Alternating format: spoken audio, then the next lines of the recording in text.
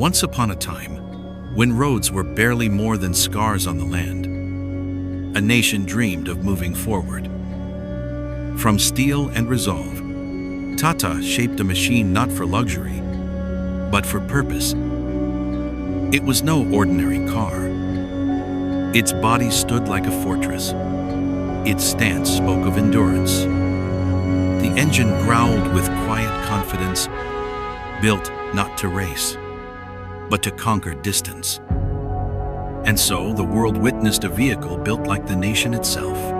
This was not just a car. This was the Tata Sumo.